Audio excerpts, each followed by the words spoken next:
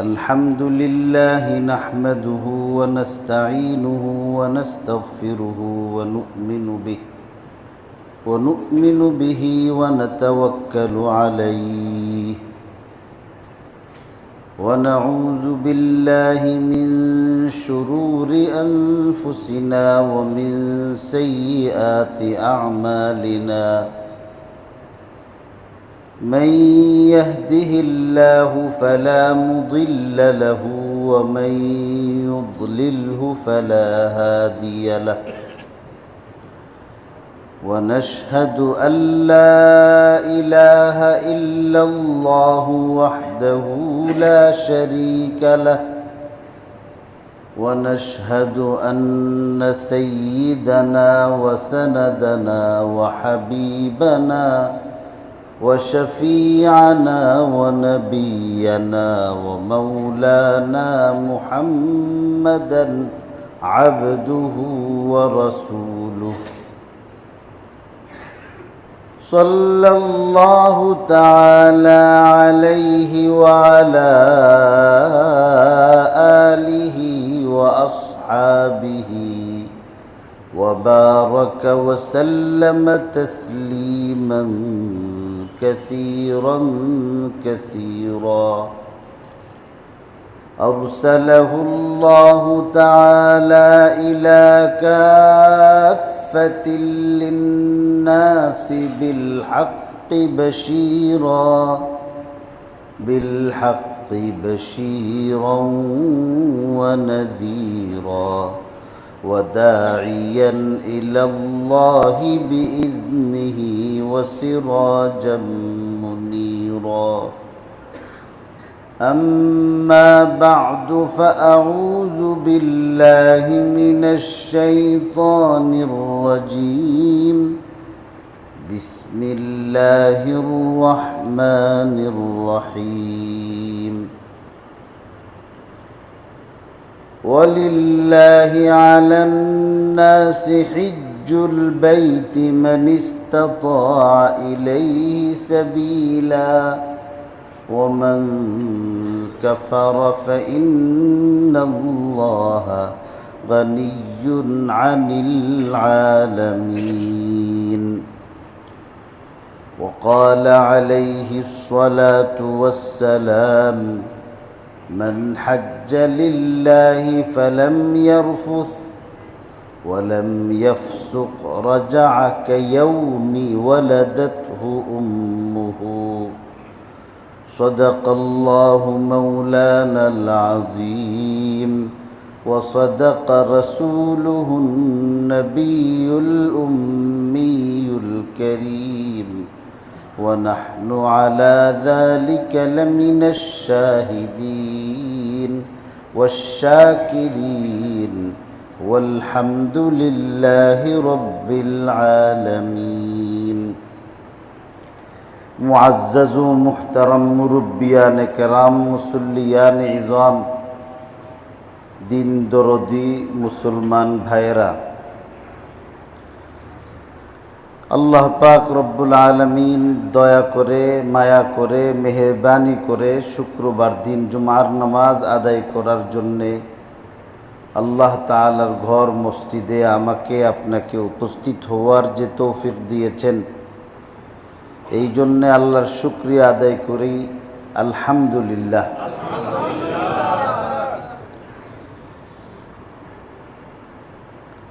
আজকে কিছুক্ষণ আগেই আল্লাহ তাআলার অশেষ মেহেরবানিতে হজ্জে বাইতুল্লাহর পর আমি সরাসরি এয়ারপোর্ট থেকে মসজিদে আসছি। আমি এখনো বাড়িতে পৌঁছিনি। এখানে আমার নিজস্ব কোনো ক্রেডিট অথবা এখানে নিজস্ব কোনো বৈশিষ্ট্য নাই। হাদিসে পাকের বরকতে আল্লাহর রসুলের পবিত্র জবানের মুবারক বাণীর পরিপ্রেক্ষিতে হাজি হজ করে নিজ গৃহে প্রত্যাবর্তন করার আগ পর্যন্ত আল্লাহ তাআলার দরবারে যে দোয়া করে আল্লাহ সেই দোয়া কবুল করেন। অন্য রিওয়ায়াতের মধ্যে আছে হাজী সাহেব হজ করে বাড়িতে আসার আগেই আরাফাতের ময়দানে যখন উপস্থিত হন, আরাফাতের ময়দানে উপস্থিত হওয়ার পরে দুইটা সমাবেশ হয়। একটা সমাবেশে বক্তব্য রাখে শয়তানে, আর আরেকটা সমাবেশে বক্তব্য রাখেন আল্লাহ পাক রব্বুল আলামিন। শয়তানে আরাফাতের দিন সবচেয়ে বেশি পেরেশান থাকে এবং এত অস্থির এবং তার যেন সব কিছু, সব প্ল্যান, সব স্কিম নস্যাৎ হয়ে যাওয়ার কারণে সে এত ক্ষুব্ধ থাকে যে পাগলের মতো ছোটাছুটি করে এবং এক পর্যায়ে সে তার অধীনস্থ অন্যান্য শয়তানদেরকে তার হতাশার বাণী শোনায় এবং সে বলে যে তোমরা ওই লোকরে কিভাবে গুমরাহ করবা যে লোকরে আল্লাহ মাফ করে দিছে। অপরদিকে আল্লাহ পাক রব্বুল আলামিন ফেরেশতা কুলের জামাতের মধ্যে আল্লাহ তাআলা গর্ব করেন, বাহা মালাইকাতাহু ইয়াউমা আরাফা। আরাফাতের দিন আল্লাহ তাআলা ফেরেশতাদেরকে একত্রিত করে গর্ব করেন, উনজুরু ইলা ইবাদি আতাউ শাইসান গাবরা লিয়াশহাদু মানাফিআ লাহুম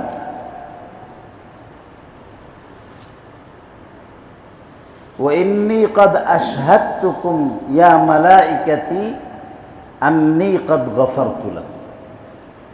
যে আল্লাহ তাআলা বলেন যে দেখো আমার কতিপয় বন্দা, আমার মহাব্বতের কিছু বন্দা বান্দি বিভিন্ন অঞ্চল থেকে আমার প্রেম, ইশক, ভালোবাসায় অস্থির হয়ে এমনভাবে আরাফাতের ময়দানে উপস্থিত হয়েছে যে তার চুলগুলি বাস করবার সুযোগ হয় নাই। এলোমেলো চুল নিয়ে আর ধুলি ধূসর মলিন দেহ নিয়ে আমার এখানে হাজির হইছে আমার কাছ থেকে কিছু ফায়দা, কিছু লাভ নেওয়ার জন্যে। হে আমার ফেরেশতারা, তোমরা সকলেই সাক্ষী থাকো, আমার এই বন্দা বান্দি যারা এখানে হাজির হয়েছেন আমি সবাইকে মাফ করে দিলাম। তো শয়তানে তার হতাশা ব্যক্ত করে যে এই লোকগুলির পেছনে আমার লাগলে, তোমার লাগলে লাভ হইতো না, কারণ তুমি যত ধরনের জাল বুনবা এই সব জালগুলো একটা তুড়ি দিয়ে আল্লাহ তাআলা নস্যাৎ করে ছিন্ন ভিন্ন করে দিয়ে আল্লাহ আল্লাহর বান্দাদেরকে মাফ করে দিবে। আরেক রিওয়ায়াতের মধ্যে আছে রাসূল করিম সাল্লাল্লাহু আলাইহি ওয়াসাল্লাম ইরশাদ করেন,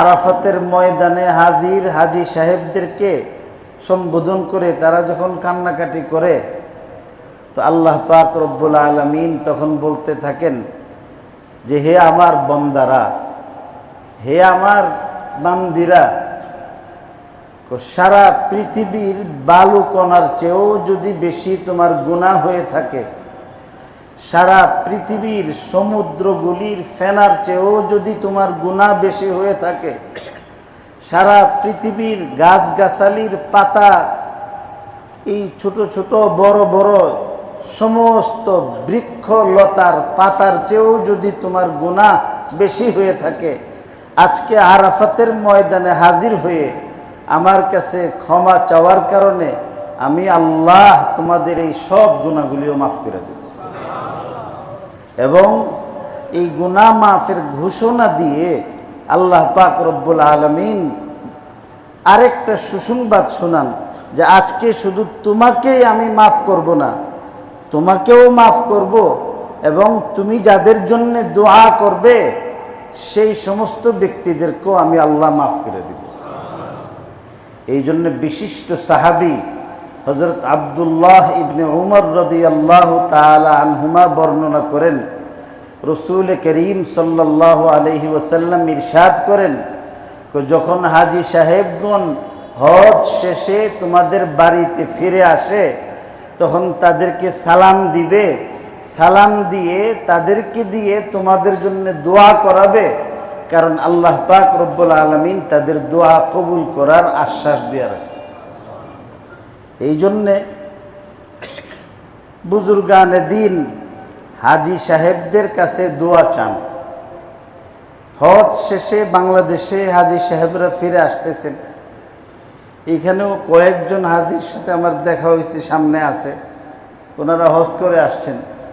অন্য আরেক রিওয়ায়াতের মধ্যে আছে রাসূল করিম সাল্লাল্লাহু আলাইহি ওয়াসাল্লাম ইরশাদ করছেন যে মুআল্লিমুল হুজ্জাজ কিতাবের মধ্যেও এটা আছে, ফাজায়েলে হজ্জের মধ্যে এই বিষয়গুলি আলোচনা করা হয়েছে যে হাজী সাহেব হজ শেষে গৃহে প্রত্যাবর্তন করার পর থেকে নিয়ে 40 দিন পর্যন্ত, কোনো কোনো বর্ণনায় 60 দিন, কোনো কোনো বর্ণনায় 6 মাস পর্যন্ত আল্লাহ তাআলা তাদের দোয়াগুলি কবুল করে থাকে।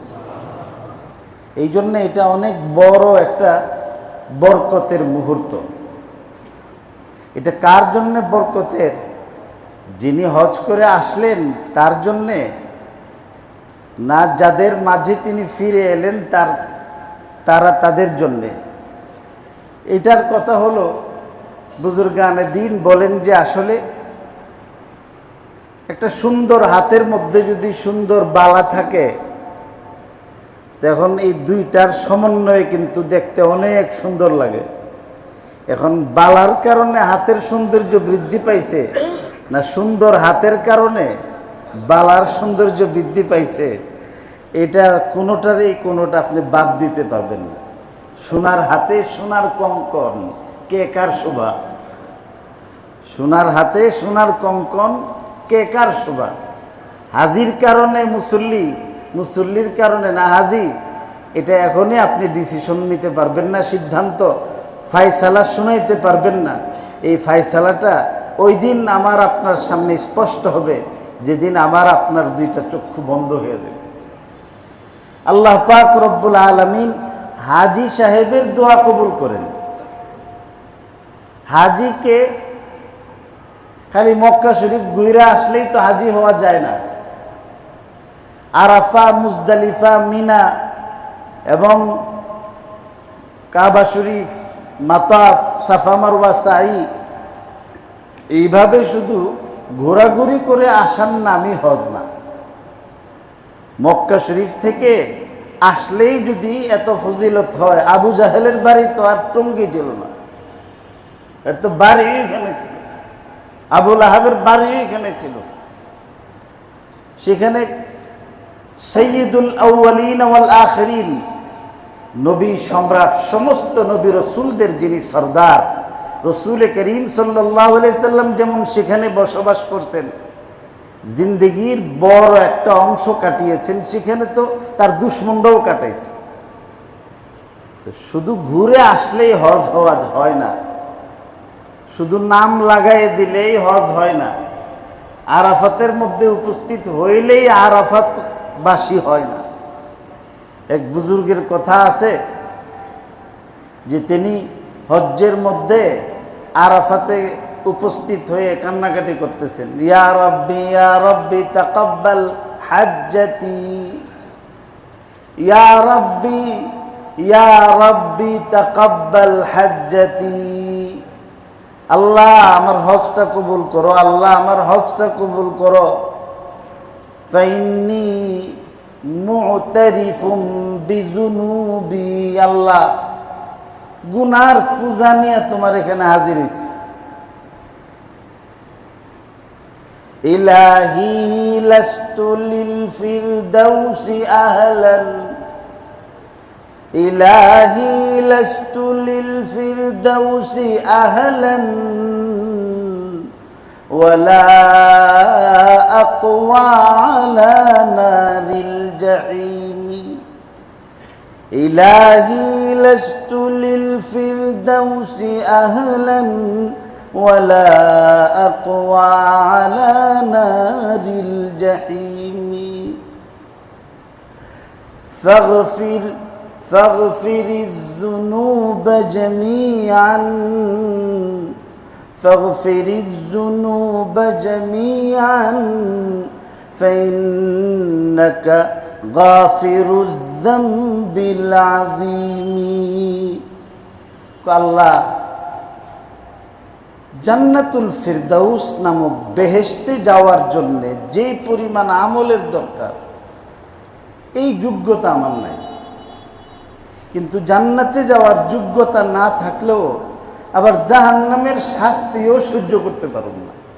আমি এমন একটা দেদুল্যমান দুটানা দেহের অধিকারী, জাহান্নামের শাস্তিও সহ্য করতে পারবো না, আবার জান্নাতে যাওয়ার জন্যে যতটুকু আমলি যোগ্যতার দরকার ওই আমলি যোগ্যতাও নাই।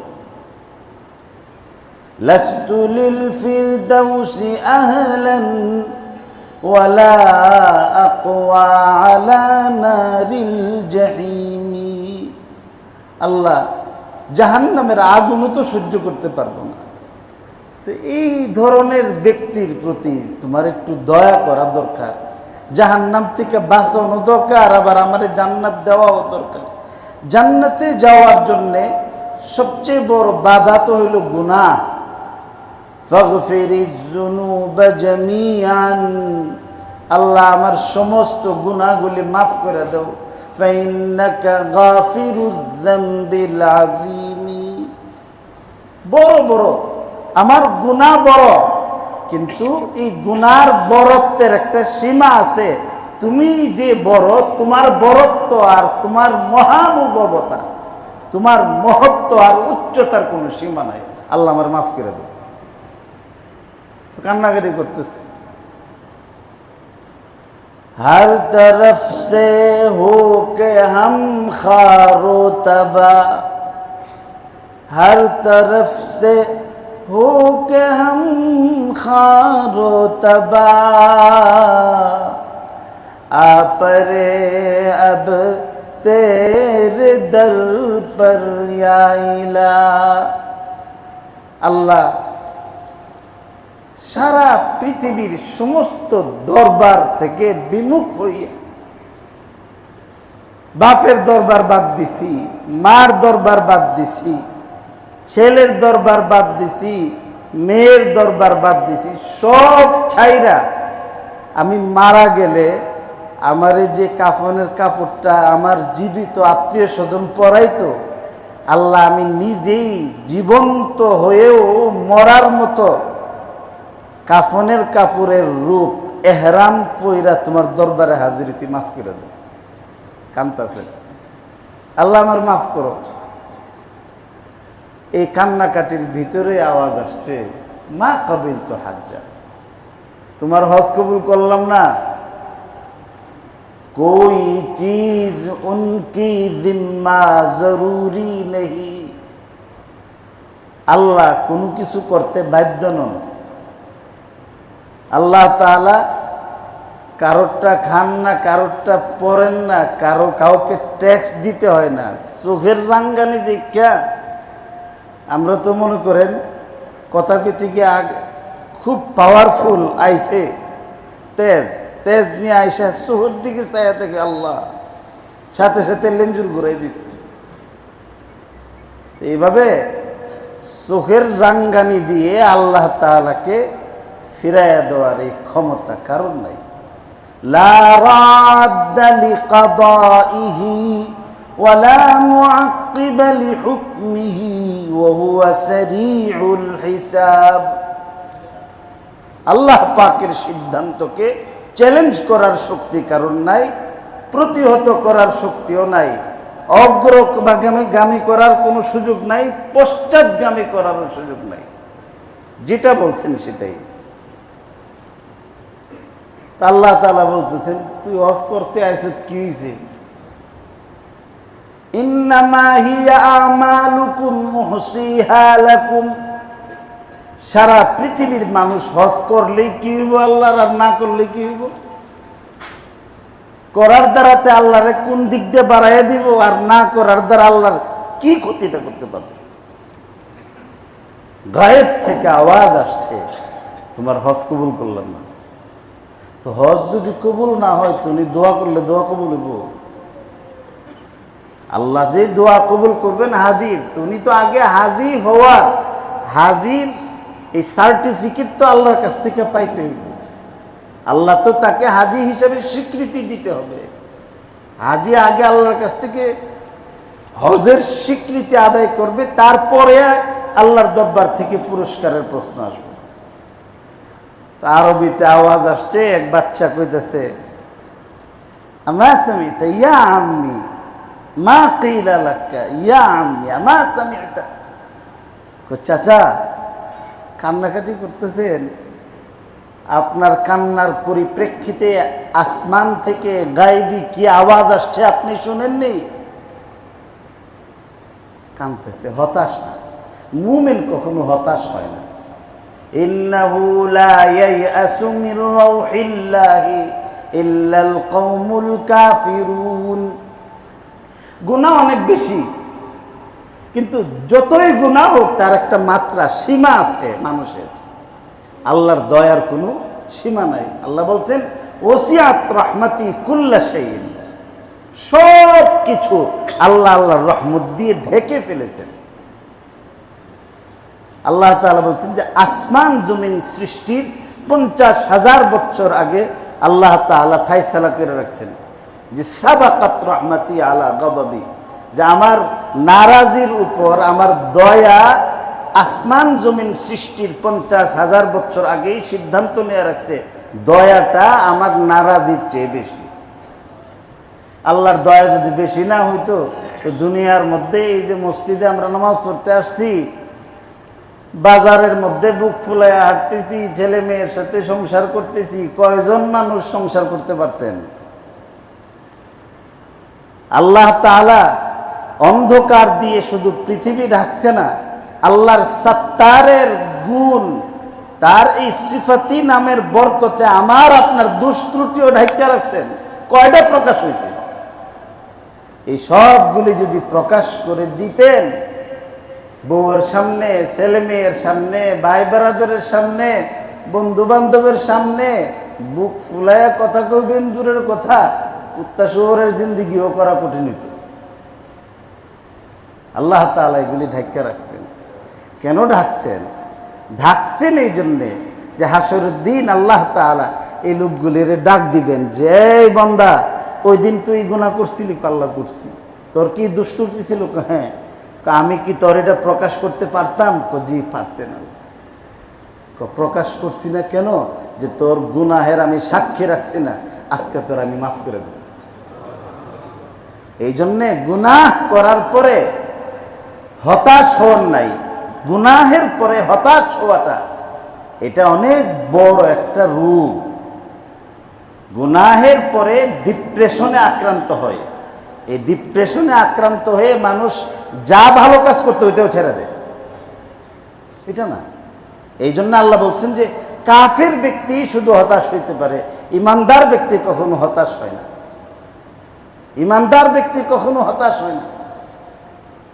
এই জন্য আল্লাহ তাআলা অন্য এক হাদিসের মধ্যে বলছেন, হাদিসে কুদসি, ইয়া ইবনা আদম লাউ বানাগাত যুনুবুকা আনানাস সামাই সুম্মা আতাইতানি ওয়াস্তাগফারতানি গফারতু লাকা ওয়ালা উবালি। হতাশ হও কেন? আমি আল্লাহ বলতেছি, তুমি যদি আমার প্রতি বিশ্বাস রাখো, আস্থা রাখো, আমি মাফ করতে পারি, এটা যদি তোমার ইয়াকিন হয়, আর এই ইয়াকিনের পরে হতাশাগ্রস্ত না হয়ে যদি তুমি আমার দরবারেই ফিরে আসো, আমার কাছেই যদি ক্ষমা চাও, তো তোমার গুনাহ যদি জমিন থেকে শুরু করে আসমান পর্যন্ত সারা পৃথিবীর এই শূন্যস্থান পূরণ হয়ে যায়। তুমি যেমন আমার উপর বিশ্বাস রেখেছো, আস্থা রাখছো, আমিও তোমার আস্থার মূল্যায়ন করে কারোর কোনো তিরস্কারের পরোয়া না করে আমি তোমারে মাফ করে দেব। আল্লাহ তাআলা এত দয়ালু আরহামুর রাহিমিন। বলতেছেন যে চাচা শুনছেন না কি বলছে, আপনার হজ কবুল করে নাই। কাম্মাররাতান সামি'তা ইয়া বুনাইয়া, কয়বার শুনছো? কাম্মাররাতান সামি'তা ইয়া বুনাইয়া, কয়বার শুনছো যে আমার হজ কবুল করে নাই? কুমাররা ওয়াহিদা, একবারই শুনছি। তুমি কান্নাকাটি করতেছো, বলতেছো সব ছাইরা এখানে আসছো, কারোর সাথে তোমার কোনো সম্পর্ক নাই। আবার এখান থেকে তোমাকে সরাইয়া দিল, তুমি আবার ফিরে আসবা বলতেছো, এখানেই কান্নাকাটি করতেছো, এইভাবেই তুমি কান্নাকাটি করতেছো। আর জবাবের কবুলিয়তের অপেক্ষায় তুমি যখন চোখের পানি জার জার করে ছাড়তেছিলে, তখনই তো আওয়াজ আসছে যে তোমার হজ কবুল করে নেই। বুনাইয়া ইন্নী সামি'তু হাযিহিন নিদা ক্বাবলা হাযিহিল মাররা 69 মাররাতান ফি মিন উমরি। আমি তো আমার জিন্দিগিতে এবার ছাড়াও অতীতে আরো 69 বার আমি হজ কইরা এখানে কাঁদছি। কান্নাকাটি করার পরে শেষ পর্যায়ে আমার নতিজা এটাই আসে, আওয়াজ আসে যে যা এবারও তোর হজ কবুল করলাম না। আমি দুর্ভাগা, আমারটা কবুল হয় না, এই জন্য আমি কান্দি। আমি কাঁদতে কাঁদতে আবার আসি, কারণ আমার আর আল্লাহ নাই, আমার মাবুদ একজনই। আমার যিনি সৃষ্টি করছেন, একটা টিম মিলে আমাকে সৃষ্টি করেন নাই, একজন শুধু আমাকে সৃষ্টি করছেন। উনি আমার রব, উনি আমার মালিক, উনি আমার সব। আমারে তিনি খাওয়ান, আমারে তিনি দেখবার জন্য চোখ দিছেন, বলার জন্য জবান দিছেন, হাত পা কর্ণ নাসিকা সব তার। আরাফাত তো তার, আমিও তার, আমি আর কই যাবো? এই জন্যে আমার এইভাবে বারবার যখন তিনি ফিরিয়ে দেন, আমি আবার বারবার বেলাজার মতো এখানে ফিরে আসি। হজ্জের এই যে শিক্ষা, যে হাজি যাই হোক, তার পক্ষে হোক বিপক্ষে হোক, তার আকীদা নষ্ট না, সে ফিরে আল্লাহর কাছে। এই জন্যে লাব্বাইকের অর্থ হইল কি? লাব্বাইকের অর্থ হইল যে আমি বারবার উপস্থিত। লাব্বাইকের অর্থ আমি উপস্থিত না শুধু, লাব্বাইকের অর্থ হলো যে আমি বারবার উপস্থিত। আমার লাথি দিয়ে সরাই দাও না, দিলে কি? মালিকে লাথি দিছে, এটা শরমের কিছু নাই। গোলামে গোলামি করব, এটাই তো স্বাভাবিক। গোলামের আবার এখানে নখরা কি? এই জন্যে হজ্জের মধ্যে আল্লাহ দোয়া শিখাইছে কেমনে? আল্লাহুম্মা ইন্নী আবদুকা ওয়াবনু আবদিকা ওয়াবনু আমাতিক। তাওয়াফের মধ্যে দোয়া করে, আল্লাহুম্মা ইন্নী আবদুকা ওয়াবনু আবদিকা ওয়াবনু আমাতিক নাসিয়াতি বিয়াদিক মাযিন ফিয়া কাদাউক আদলুন মাযিন ফিয়া হুকমুক ওয়া আদলুন ফিয়া কাদাউক। আল্লাহ, আমি হজ করতে আসছি না, আমি স্বীকৃতি দিতে আসছি যে আল্লাহ আমি তোমার একটা গোলাম। আল্লাহ আমি শুধু নিজে গোলাম না, আমি একটা তোমার আরেক গোলামের ফুত। মানে শুধু নিজেই গোলাম না, গোলামের ঘরের গোলাম। গোলামের ঘরের গোলাম, আমিও গোলাম, আমার আব্বাও গোলাম ছিল। ওয়াবনু আমাতিকা, আল্লাহ আমি এমন নিচু যে আমি নিজেই গোলাম না, শুধু আমার আব্বাও গোলাম না, আমার মাও বান্দি আছিল। তো মানে কি?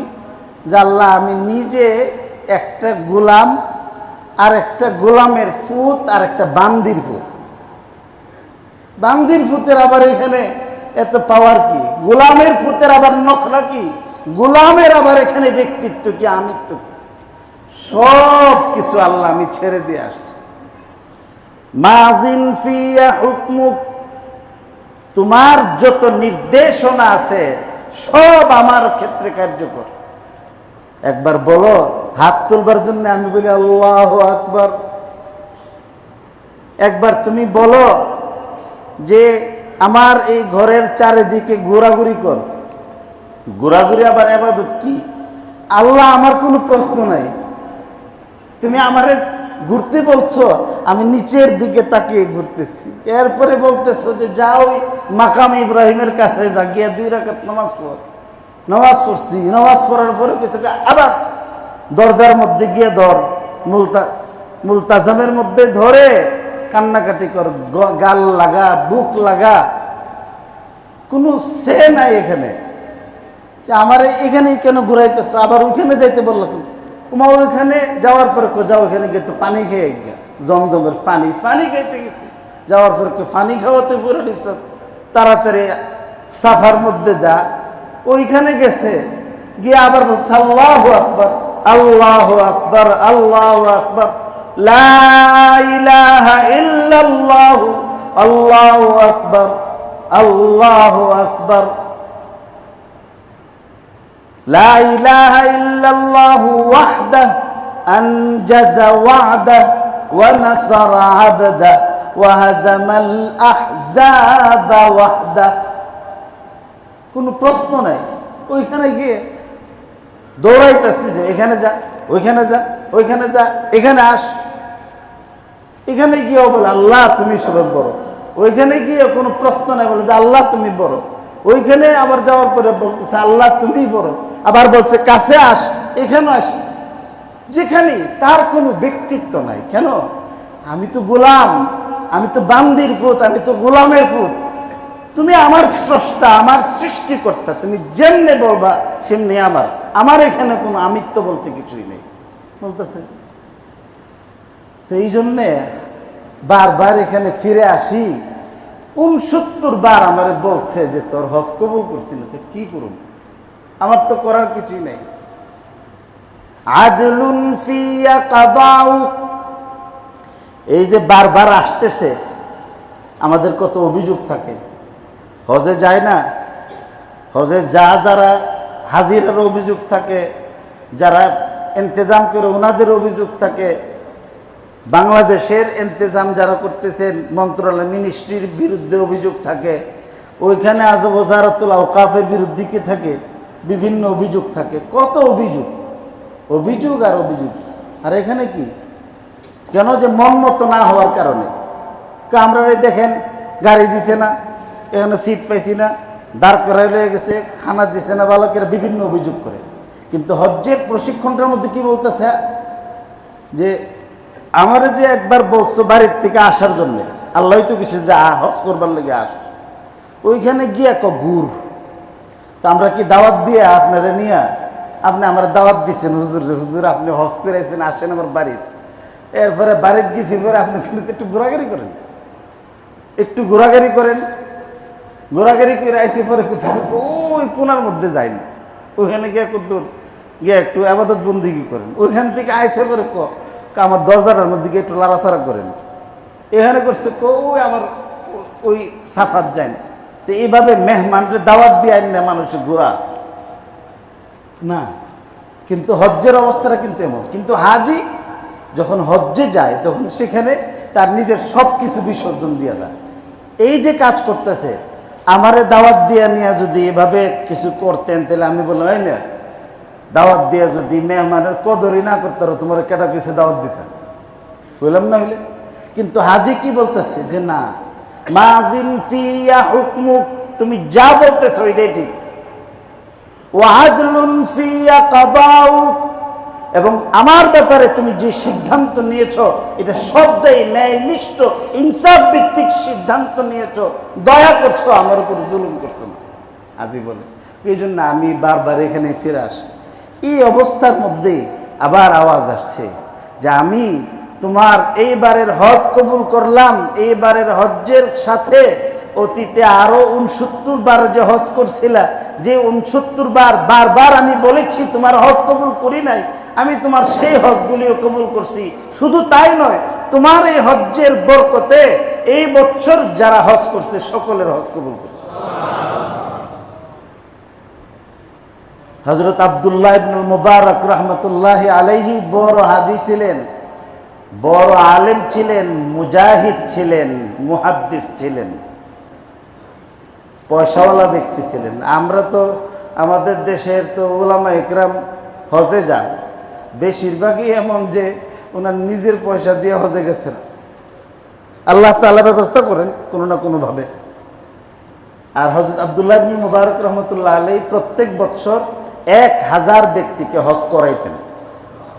আলেম, উনি 1000 ব্যক্তিকে হজ্জে পাঠাইতেন। হজ শেষ করার পরে তিনি প্রত্যেক হাজিরে বলতেন যে হজ্জের সফরের আদব হইল কিছু হাদিয়া ওইখান থেকে যারা আসে নাই বাড়িঘরের মানুষের জন্য নিয়ে যাওয়া, কিছু হাদিয়া লইয়া যান। বলতেন মক্কা শরীফে যে যার যার পছন্দ মতো বাজার করেন, বাজারের পরে যা টাকা লাগে গেলে আমার থেকে নিয়ে। তো এইভাবে শুধু হজ করাইতেন না, হজ শেষে হাদিয়া বাড়িতে আনার জন্য অতিরিক্ত টাকা পয়সা দিতেন। আল্লাহ তাআলা এতটুকু সচ্ছলতা ওনাকে দান করেছিলেন। হাদিসের এমন কোনো কিতাব নাই যে কিতাবে হযরত আব্দুল্লাহ ইবনুল মুবারক রহমতুল্লাহ আলাইহির কোনো রেওয়ায়েত নাই। ইমাম আবু হানিফা রহমতুল্লাহ আলাইহি শাগরিদ ছিলেন। মানে বাগদাদের মধ্যে একবার আব্দুল্লাহ ইবনুল মুবারক রহমতুল্লাহ আলাইহি গেছেন, তখন বাদশাহ হারুনুর রশিদের রাজত্ব চলতেছিল। তো হারুনুর রশিদের বাড়ির একজন দাসী, যিনি একদম রানী এবং বাড়ির ওনার একদম অন্দরমহলের কাজ টাজ করত, সে গোসল করার জন্যে গোসলখানায় ঢোকার পরে হঠাৎ সুরগুল শুনছে। তো শুনে গোসলখানার উপরে ফাঁক দিয়ে এভাবে তাকাইছে। তো তাকায় দেখে কি যে মানুষ আর মানুষ, লক্ষ লক্ষ মানুষ, এবং এই ভিড়ের কারণে একজনের জুতার মধ্যে আরেকজনের পাও যে লাগছে, জুতা যে ছিঁড়ছে, এটা টাল ফেটে গেছে। তো পরে জিজ্ঞাসা করলো যে এত লোক কোত্থেকে আসলো, কেন আসলো? তো বলছে যে এখানে হযরত আব্দুল্লাহ ইবনুল মুবারক রহমতুল্লাহ আলাইহি আসছেন, ওনার সাথে মুলাকাত করার জন্যে, ওনার পবিত্র জবানে নবীজির হাদিস শোনার জন্য লোকেরা এইভাবে ভিড় করছে। তখন ওই দাসী বলতেছে, আরে বাদশাহ হারুনুর রশিদের রাজত্ব রে, কেটা রাজত্ব? আসল রাজত্ব তো এটা। কারণ বাদশাহ তার দরবারের মধ্যে লোক জমায়েত করবার জন্য টাকা পয়সা খরচ করো, এর লক্ষ ভাগের 1 ভাগ মানুষ জমায়েত করতে পারে না। আর এখানের মধ্যে বিনা নোটিশে স্বতঃস্ফূর্তভাবে লক্ষ লক্ষ মানুষ ওনার সান্নিধ্যে চলে আসছে। তা আব্দুল্লাহ ইবনুল মুবারক রহমতুল্লাহ আলাইহি হজ শেষ করছেন। হজ শেষ করার পরে তিনি হাতিমে কাবার মধ্যে ঘুমায়া রইছেন। ঘুমায়া রইছে পরে এই ঘুমের হাতিমে কাবা, কাবা শরীফের অংশ, হাতিমে কাবা এটা কাবা শরীফের অংশ, এবং এটার আরেকটা নাম হলো হিজরে ইসমাইল। হযরত ইসমাইল আলাইহিস সালাতু ওয়াস সালামের কবর এখানে, এবং এখানেই উনি ওনার মা হযরতে হাজেরারও কবর। তো এই জন্যে মার কুলের মধ্যে সন্তান শুয়ে রয়েছে। তো এখানের মধ্যে যে গেল সে যেন শুধু হাতিমের মধ্যে ঢুকলো না, কাবা শরীফের ভিতরে ঢুকলো। শুধু কাবা শরীফের ভিতরে ঢুকলো না, আম্মাজান হযরতে হাজেরা এবং হযরতে ইসমাইলের কুলের মধ্যে যেন চলে গেল। এখানের মধ্যে মিজাবে রহমত, এখানে দোয়া করলে দোয়া কবুল হয়। রাসূল করিম সাল্লাল্লাহু আলাইহি ওয়াসাল্লাম এখানে মিজাবে রহমতের নিচে দাঁড়িয়ে নামাজ পড়েছেন, দোয়া করছেন। তিনি ঘুমায়া রইছেন, দেখেন মাথার কাছে একজন, পায়ের কাছে একজন, একজনে 2 জন লোক বসা, একজনে আরেকজনকে প্রশ্ন করতেছে। মাথার পাশের লোক পায়ের কাছের লোকরে জিজ্ঞাসা করতেছেন যে এই বছর কতজন মানুষ হজ করছে? তো 6 লক্ষ মানুষ হজ করছে। পায়ের কাছের লোকজন জবাব দিলেন। আবার দ্বিতীয় প্রশ্ন করলেন, এই 6 লক্ষ মানুষের মধ্যে কয়জনের হজ আল্লাহ কবুল করছেন? তো দ্বিতীয় জন উত্তর দিলেন যে একজনের হজ আল্লাহ কবুল করছেন। আল্লাহ তাআলা কারোর হজ কবুল করার মুখাপেক্ষী না।